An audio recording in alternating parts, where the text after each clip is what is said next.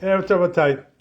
Something interesting we see, in the Midrash. It says that Midrash Tanchuma. It says there, there's a pasuk in one of the books of Shlomo HaMelech. You know what I'm talking about? Kohelet, right? So Kohelet, it says there's something interesting. It says Al tiyed tzaddik arbeh. You know what this means? Don't be too much of a tzaddik. Too much tzaddik, no good.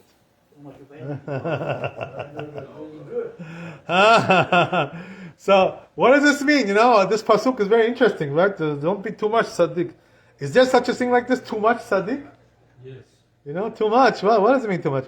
But we say, right, that there's a rule like this. The Chazal say that a person who does more than tzaddik is called what? Chasid. This is more. So Chasid is even higher level than tzaddik. So it's good to be Chasid. Why?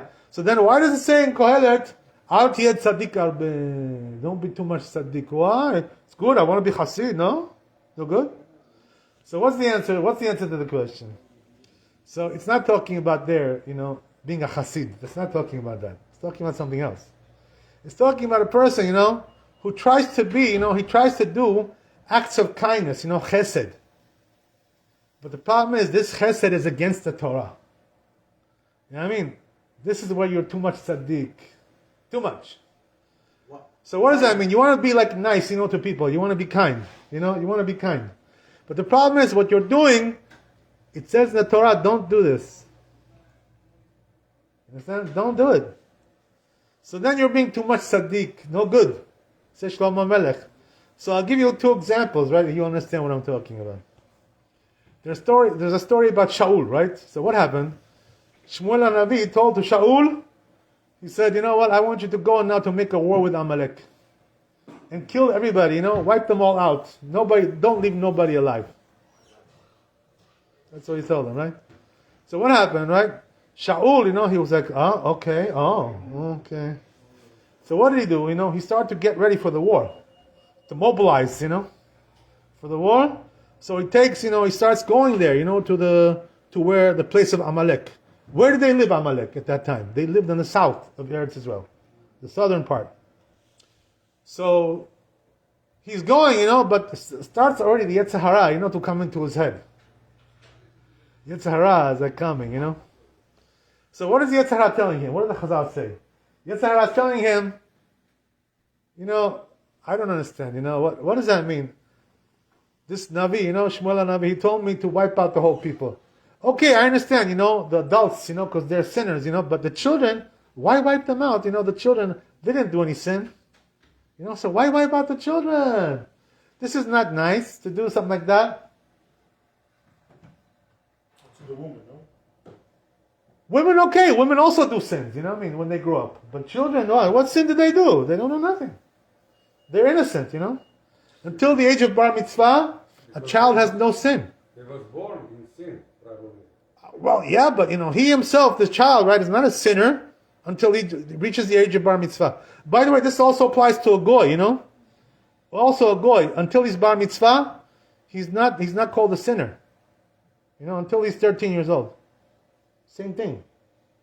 So Shaul was thinking, and he says also another thing he was thinking, he says, okay, I understand, you're telling me to kill the people, but what about the animals, Why did you tell me to kill the animals? What sin did they do? The animals also did a sin? What sin does an animal do? So he was wondering, the Yetzer Hara is going in his head, So what did he do in the end, He listened to the Yetzer Hara. He didn't kill the animals, He left them alive, So Shmuel came, right, after the war, came to him and said, he asked him, okay, did you do what I told you? To wipe out Amalek? He says, yeah, but he says, two things, We left the king alive, Agag was the king, of Amalek, He says, we left him alive. Why didn't he kill Agag? What was the reason why he didn't do it? You know why? Because Agag was a very charming guy, gentle, one of these gentlemen, very charming, gentle. So he says, how can I kill this guy, He's such a beautiful person, So pleasant, so nice. A true British gentleman. You know what I mean? Or German gentleman, right? One of those, you see these people, right? Sometimes, Sometimes, you go to Germany, right? You see over there people who are the biggest gentlemen, so gentle, so nice, so kind. You know what I mean? A perfect gentleman, But if he's Amalek, he's Amalek. What does it matter? It doesn't matter who. Not every German, by the way, is Amalek, But there was Amalek there. There were some Amalekim. Amalek is everywhere. So, here's the thing, right? So he didn't want to kill Agag. Too charming, he charmed them.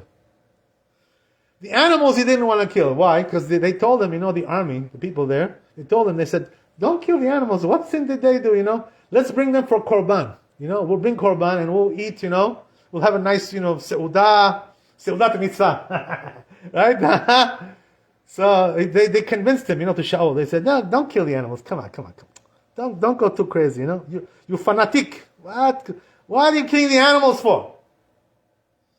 So Shmuel, right? He asked him, you didn't kill Agag. You didn't kill the animals? He says, I hear the noise of the animals. Which animal? He says, yeah, we left them alive, the animals. Shaul tells him. Shmuel says, you crazy? I told you to kill everybody. Don't leave anybody alive. So what did he do? Shmuel himself, by the way, he went, he took a sword and he killed Agag, with his own hands. You know what I mean? He took Agag, chopped off his head, chopped him up. He chopped him up. He killed Agag. The problem is, they say that before he got a chance to kill him, he had, he was with some woman, impregnated, her, so Amalek stayed alive, because of Shaul, the foolishness of Shaul, that he didn't want to kill Agag. So now comes the Torah and tells you, Al tiyeh tzaddik arbeh. What are you doing? You're being a tzaddik by having mercy on Amalek, the king and the animals. You're too much tzaddik, Shaul. You know what I mean? You're doing kindness by breaking the Torah? No good. This chesed like this we don't need. Don't do me a favor, We don't need your chesed. Tzaddik arbeh, you're being too much tzaddik. Another story, right, brought down in Midrash, happened with David HaMelech. What happened with David? There's a story like this, brought down, that it's a very, crazy story. I don't know, not everybody knows about this, by the way. What happened was, that when Shaul was chasing David, to kill him, he was chasing him, right? Rodef. So what happened was, David was afraid for his family. That maybe Shaul was going to kill his family also, his parents, his brothers, siblings, this, that. So you know what he did, right? He took his family, and he sent them to the king of Moab to stay over there, to guard them, He told the king of Moab, you'll guard them, right? yeah. Why did he send them over there to Moab? What's the reason why?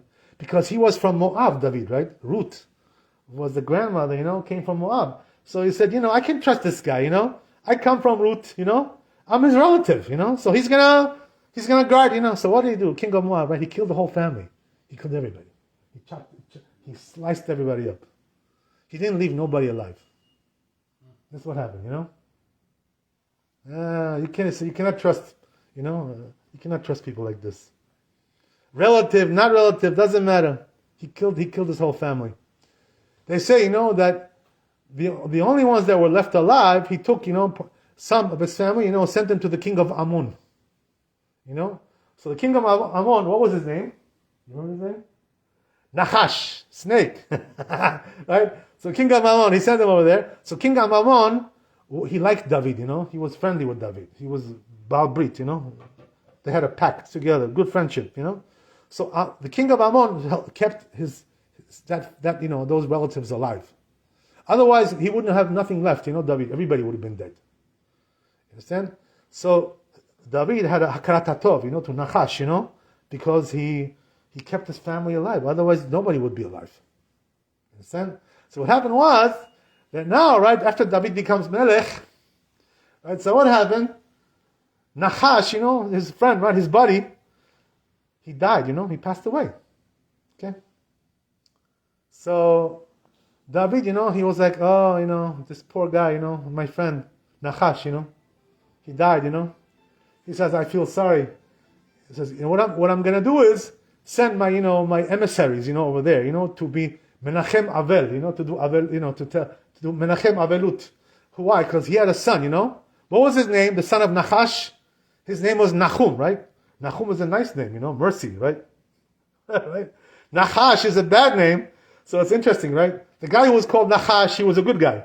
But the guy who was called Nahum, we're going to see, right? He was a bad guy after, actually, So what did he do, Nahum, right? He sees, the emissaries of David coming, to do Menachem Aver. To give the consolation. Yeah, consolation, right. So what happened, right? Nahum was like, he tells his advisors, Yuatzim, he tells them, he says, you see David, how he speaks me? He sent his people over there, to be Menachem. So his advisors told him. He says, what do you think? He's sending you people here to be Menachem? Because he loves you? No, he says, he's sending them to spy out, he's to be spies over here, to check. Meraglim. He's sending them to be Meraglim. He says, that's what they send him for. You shouldn't think, right, that he sent them here for to be Menachem Abel. Why did they tell him this, the advisors? What's the reason why they told him this? You know why? Because the advisors, knew what was written in the Torah. What's written in the Torah about Ammon and Moab? Right? Lo tevakesh tovatam. Right? Don't ever go and seek out their goodness. Don't do that to them. Don't trust them. It's not a matter of trust. Don't give them gestures of kindness. Chesed. Don't do that to them. That's what it says in the Torah. So they told him. He says, this is what it says in the Torah. You see, they're not allowed to do this. So for sure, he's not sending him for that. He's sending them to be Beraglim, to be spies. He wants to see what's going on over here, He wants to conquer you, He wants to be Kovesh. So Nahum, he believed them, these advisors, he believed them. He says, oh, you see, it's written in the Torah like that. Right? Oh, yeah, okay. So what did he do, right? He takes these, emissaries that David sent. What does he do? You know what he did to them? He didn't kill them. Listen to what he does. You know what he did? Listen. He took him to the barber, Parikmacher, right? He shaved off half their beard, one side. The other side, he left it unshaved.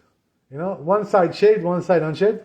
And then he took off their clothes, and put it down, so their buttocks, excuse my language, is going to be exposed. He sent them back like this to David, To show him, yeah, I know what you're doing. You're sending over your spies, huh? Like you're coming to, console me? I don't believe you. Right, so what happened when David saw, how he sent them back like this?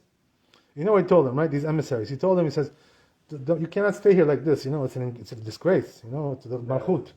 He told them, go, to a different town, wait until your beard grows back, and then come back again. He told them like this, right?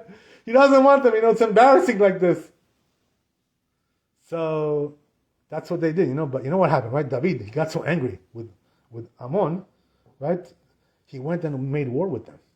He conquered them, He killed a lot of people over there because of the disgrace they did to the Malchut of David.